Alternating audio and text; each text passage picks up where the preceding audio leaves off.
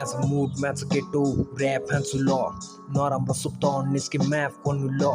मायाको गन्दगीबाट टाढै बस्छु म दुःख होस् या सुख खोलेर हाँस्छु म